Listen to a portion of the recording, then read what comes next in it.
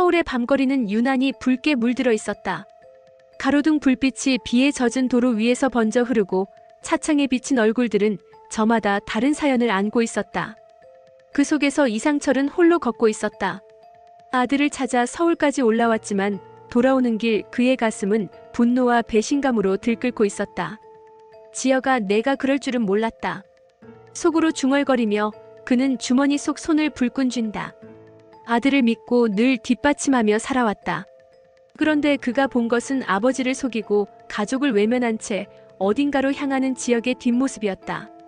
그때 우연히 마주친 한 노인이 상철에게 말을 건다. 표정이 많이 굳으셨네. 인생이 마음대로 안 풀리죠? 상철은 짧게 대꾸한다. 아들이 나를 속였습니다. 노인은 담담히 웃으며 커피 한 잔을 건넨다. 배신은 가까운 데서 옵니다. 하지만 그 배신이 때로는 새로운 친구를 만들어주기도 하죠. 의외의 대화에서 상철은 낯선 위로를 받는다. 그리고 느낀다. 아직도 나를 이해해주는 사람이 있구나. 장면은 전환된다. 은호는 늦은 밤 홀로 집으로 돌아가던 길. 골목은 적막했고 가로등 불빛은 어딘가 불안하게 깜빡였다. 갑자기 뒤에서 발소리가 들려왔다. 누구죠? 대답은 없었다. 대신 거친 숨소리와 함께 검은 그림자 둘이 은호를 덮쳤다.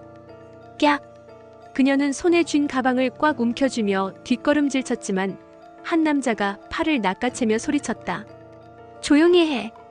은호의 눈빛이 두려움에 떨리던 바로 그 순간 다른 목소리가 골목을 가르며 터졌다. 거기 뭐 하는 거야? 지역이었다. 숨을 몰아쉬며 달려온 그는 두 남자와 맞섰다. 당신은 뭐야? 강도가 윽박지른다. 지역은 잠시 숨을 고르더니 한마디를 내뱉는다. 나 얘 아빠야. 왜? 강도들이 순간 멈칫하며 서로를 바라본다. 그 사이 은호가 기회를 틈타 도망치려 했지만 또 다른 그림자가 나타난다. 바로 성재였다. 지은호 씨한테 큰일이 생겨서요. 성재가 은호 쪽으로 달려오며 말한다. 지역이 노려본다. 내가 왜 여기 있어? 성재는 씁쓸한 미소를 지으며 대꾸한다. 그리고 지켜보니까 지은호 씨 주변에 남자가 2명 있답니다. 그게 문제죠. 충격과 혼돈의 한가운데서 은호는 겨우 몸을 추스르고 외친다. 이게 뭐예요? 도대체 다들 왜 이러는 거예요? 그러자 성재가 숨도 고르지 않은 채 돌직구를 던진다. 고백. 우리 둘이 제법 잘 어울리지 않아? 나랑 연애하자. 은호의 눈이 커지며 입술이 파르르 떨린다. 뭐라고요? 지역은 충격에 사로잡혀 주먹을 움켜쥔다. 너 지금 무슨 소리 하는 거야?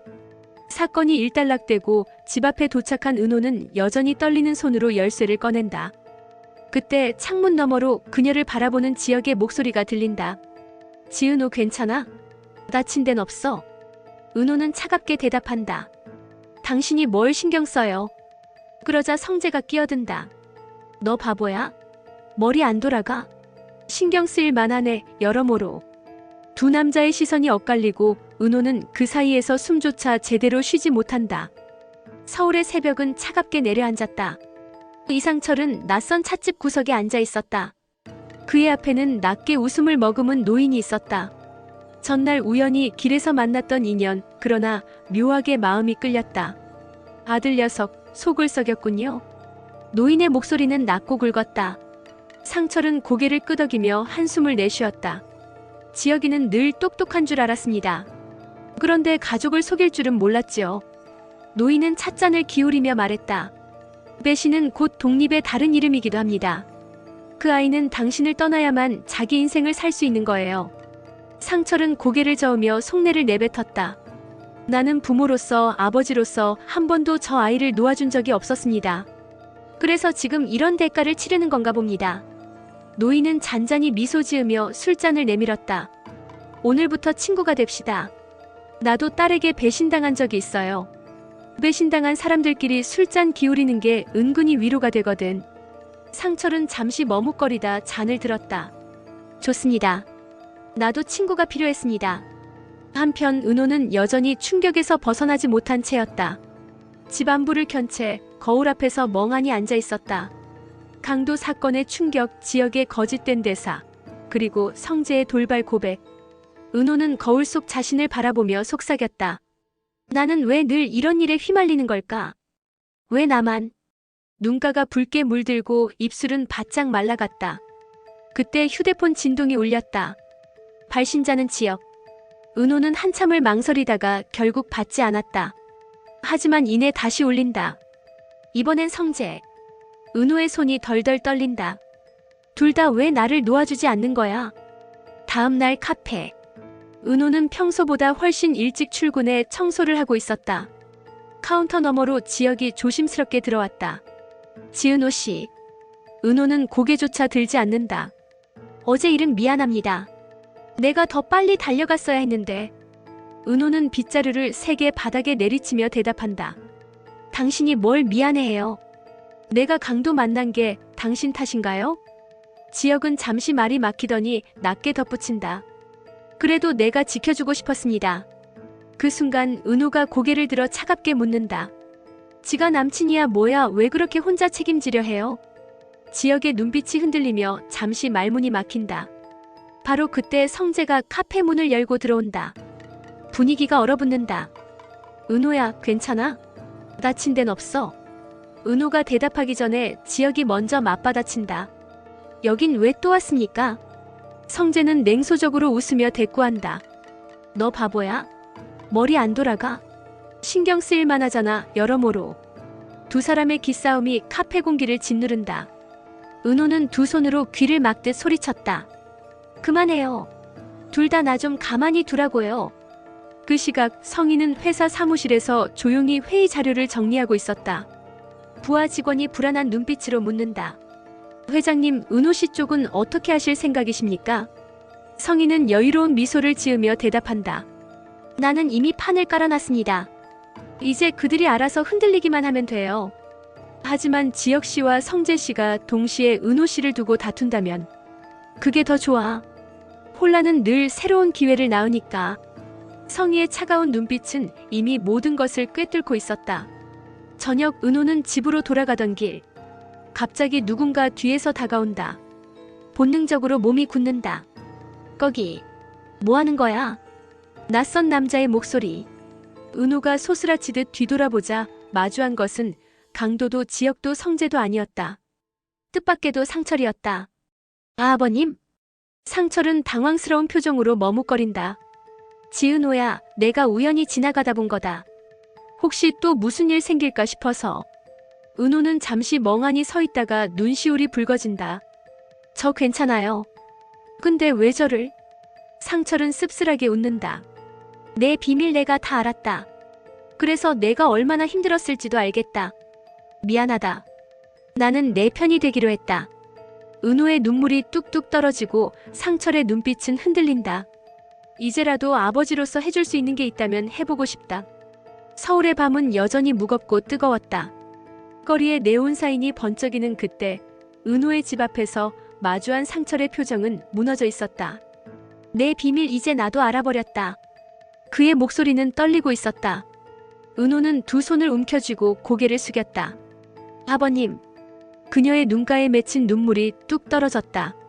상철은 다가가 그녀의 어깨에 손을 얹으며 말했다. 괜찮다. 숨기고 싶었던 건 알겠다. 하지만 이제 혼자가 아니다.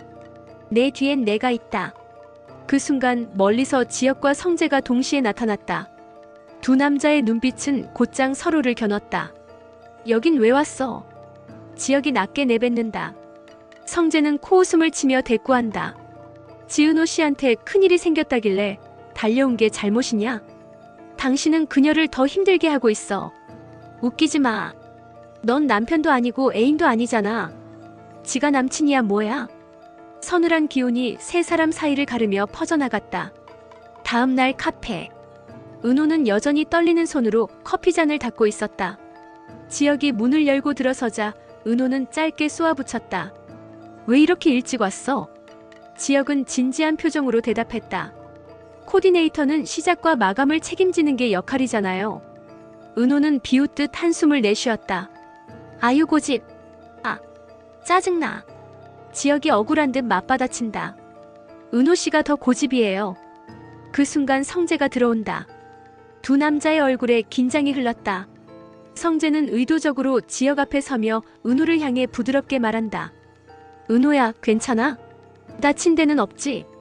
은호가 대답하기도 전에 지역이 끼어든다. 당신이 왜 신경 쓰죠? 성재는 피식 웃으며 대꾸한다. 너 바보야? 머리 안 돌아가? 신경 쓰일 만하잖아, 여러모로. 지역의 눈빛이 불타오른다. 은호는 두 손으로 이마를 감싸며 울부짖듯 외쳤다. 둘 다 그만해. 제발 나 좀 가만히 두라고. 저녁 성희의 사무실. 그녀는 서류를 펼쳐들고 여유롭게 웃고 있었다. 비서가 불안한 눈빛으로 묻는다. 회장님, 은호 씨를 이렇게 흔들어 놓으시면 정말 괜찮으신 겁니까? 성희는 날카로운 미소를 띠며 대답한다. 혼란은 언제나 기회를 만든다. 지역과 성재, 둘 다 은호를 놓지 못해 싸우겠지. 그리고 그 틈에 내가 원하는 걸 가져올 거야. 비서가 망설이며 다시 묻는다. 근데 만약 둘 중 한 명이 은호 씨를 정말로 지켜내버린다면요? 성희는 냉정하게 잘라 말한다. 그럴 리 없어. 두 남자는 결국 서로를 파괴할 거야. 그게 인간이야. 그 시각 은호의 집. 어둠이 내려앉은 거실에 은호는 홀로 앉아 있었다. 그녀는 거울을 바라보며 스스로에게 속삭였다. 친딸 아니잖아. 친동생도 아닌데 왜 나한테 그렇게 갑질했냐고. 눈물이 흘러내리지만 그 목소리는 차갑게 얼어붙어 있었다. 그 순간 창문 너머에서 인기척이 들렸다. 은호는 놀라 창밖을 보았다. 지역이 서 있었다. 그는 조용히 손을 들어올리며 말했다. 내가 지은호 생각을 왜 하겠어, 동정에서. 아니야. 난 진심이야. 은호는 손으로 입을 막으며 흐느꼈다. 그런 말 하지 마요. 더 힘들어지니까. 어두운 새벽 카페 불이 꺼진 후에도 은호는 홀로 홀 안에 앉아 있었다. 창문 너머로는 서울의 불빛이 흐르고 그 불빛은 마치 그녀의 흔들리는 마음을 비추듯 아른거렸다. 왜 이렇게 돼버린 걸까? 은호가 혼잣말을 흘린 순간 문이 열리는 소리가 났다. 지은호 씨. 낯익은 목소리, 지역이었다. 그는 천천히 다가와 은호 앞에 앉았다. 어제 미안합니다. 내가 곁에 없어서. 은호는 차갑게 고개를 저었다. 당신이 뭘 잘못했는데요? 강도 만난 게 당신 잘못도 아닌데. 그래도 당신이 위기에 처한 순간 내가 없었다는 게 용서가 안 돼요. 잠시 정적이 흐른다. 은호는 흔들리는 눈빛으로 지역을 바라본다. 지가 남친이야 뭐야, 왜 그렇게 혼자 책임지려 하는 거예요? 지역은 답하지 못한 채 그저 은호의 눈물에 잠긴 얼굴만 바라본다. 다음 날 회사. 성재는 임원회의 자리에서 단호히 목소리를 높였다. 전 더 이상 그림자처럼 뒤에 서지 않겠습니다. 제 힘으로 제 자리를 지켜내겠습니다. 주위 임원들이 수군거린다. 저 친구 별다른 기반도 없으면서. 그래도 눈빛이 달라졌어. 회의가 끝나자 성재는 홀로 서류를 정리하다 창밖을 바라본다. 은호야, 내가 힘들어하는 걸 그냥 두고 볼 수 없어. 그래서 나도 변해야 해. 저녁 상철은 다시 은호를 찾아왔다. 두 사람은 집 앞 벤치에 나란히 앉았다. 지은호야. 상철의 목소리는 낮았지만 단단했다. 나는 그동안 내가 얼마나 무거운 걸 짊어지고 있는지도 모르고 그냥 바깥에서 지켜만 봤다. 미안하다. 은호는 눈시울이 붉어지며 고개를 끄덕였다. 아버님, 전 괜찮아요. 정말 괜찮은 척 해왔으니까. 괜찮지 않으니까 괜찮다고 말하는 거다. 상철은 은호의 어깨를 다독였다. 이제라도 내 편이 되어줄게. 은호의 눈에서 눈물이 흘러내리고 상철의 굳은 손이 그녀의 떨리는 손을 감쌌다. 성희의 사무실. 그녀는 서류를 덮으며 비서에게 차갑게 지시했다. 지역과 성재, 둘 다 은호에게 집착할 거야. 그리고 결국 서로를 파괴하겠지. 비서가 망설이며 묻는다. 그렇게 되면 회장님이 얻는 건 뭡니까? 성희의 눈빛이 번뜩인다. 혼란 속에서만 새로운 질서가 만들어진다. 그 질서의 중심에 내가 서겠지. 그 순간 어둠 속에서 다른 그림자가 나타난다. 바로 노예한 투자자 한성호였다. 그는 피식 웃으며 성희를 바라본다. 재밌군요. 결국 당신이 원하는 건 회사도 아니고 사랑도 아니고 권력이지. 성희는 눈을 가늘게 뜨며 대꾸했다. 맞아요. 난 사랑은 믿지 않아요. 하지만 권력은 배신하지 않거든. 한편 은호는 여전히 불안에 사로잡혀 있었다. 집으로 돌아가는 길 또다시 인기척이 느껴졌다. 거기 뭐 하는 거야? 은호가 소리치며 뒤돌자 지혁이 어두운 그림자 속에서 걸어 나오고 있었다. 지은호 씨, 괜찮아요. 내가 지켜줄게요. 은호는 눈을 질끈 감으며 말했다. 제발 이제 그만 좀 해요. 나 숨이 막혀요. 그 순간 성재가 또 다른 골목에서 나타났다. 은호야, 무섭지? 내가 있으니까 괜찮아. 지혁은 성재를 노려보며 이를 악물었다. 왜 자꾸 따라다니는 겁니까? 성재는 낮게 웃으며 대꾸한다. 그리고 지켜보니까 지은호 씨 주변에 남자가 2명 있더군. 은호의 표정이 일그러졌다. 제발 둘 다 그만해. 깊은 밤 은호는 창가에 앉아 멍하니 커피잔을 만지작거렸다. 손끝이 부들부들 떨리고 있었다. 왜 하필 나만 그녀의 목소리는 터질 듯 메말라 있었다. 그 순간 휴대폰이 울렸다. 발신자는 지혁. 은호는 한참을 망설이다가 결국 받지 않고 휴대폰을 꺼버렸다. 하지만 곧 문 앞에서 초인종이 울렸다. 지은호 씨, 나예요. 잠깐만 얘기합시다. 문 너머로 들려오는 지혁의 목소리에 은호는 이마를 짚었다. 제발 왜 이러는 거야? 문이 열리자 지혁은 초췌한 얼굴로 서 있었다. 나 어제 잠도 못 잤어요. 당신이 겪은 일 내가 막았어야 했는데. 그만하세요. 당신이 경찰이에요? 슈퍼맨이에요? 왜 다 자기 탓이라고 하는 거냐고요? 지혁은 말을 잃고 고개를 떨궜다. 바로 그때 또 다른 발자국 소리가 들렸다. 성재였다. 은호야, 괜찮아? 은호는 숨이 막히듯 두 남자를 번갈아 쳐다봤다. 둘 다 제발 그만 좀 해요. 제가 무슨 인형이에요? 누구한테 맡기고 누구한테 지켜달라고 기대하는 그런 사람이 아니라고요. 지혁이 이를 악물었다. 그래도 나는 포기 못해요. 당신 없이는 내가 아무 의미도 없으니까. 성재가 비웃듯 말했다. 이런 게 집착이지.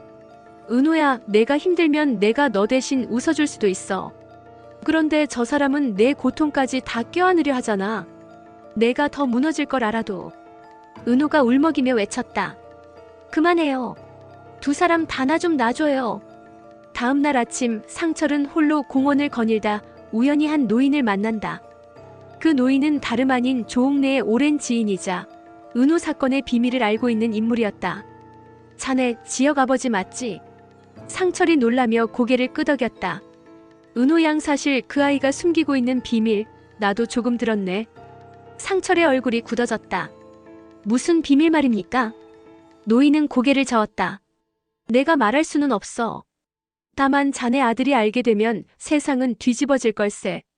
상철의 손이 떨렸다. 배신감, 분노, 혼란이 뒤섞이며 그의 시선이 공허해졌다. 그래서 지혁이가 그 아이 곁에 맴도는 건가? 결국 우리 가족까지 무너뜨리려고. 같은 시각 성인은 비서와 밀실에서 대화를 나누고 있었다. 이제 곧 지혁과 성재. 두 남자는 은호 때문에 갈라설 거야. 그 균열을 우리가 이용하면 된다. 비서가 묻는다. 만약 은호 씨가 버티면요? 성인은 입꼬리를 올렸다. 그럼 더 큰 폭탄을 터뜨리면 되지. 그 애가 숨기고 있는 비밀을 세상에 흘려버리면 돼. 그녀의 눈빛은 차갑고 서늘했다. 사람들은 진실을 원하지 않아. 단지 흥미거리를 원하지. 그 흥미거리가 은호라면 그녀는 끝장이지. 밤, 은호의 카페. 불청객이 다시 나타났다. 이번에는 단순한 강도가 아니었다. 낯선 남자 둘이 카페 안으로 들이닥치며 은호를 몰아세웠다.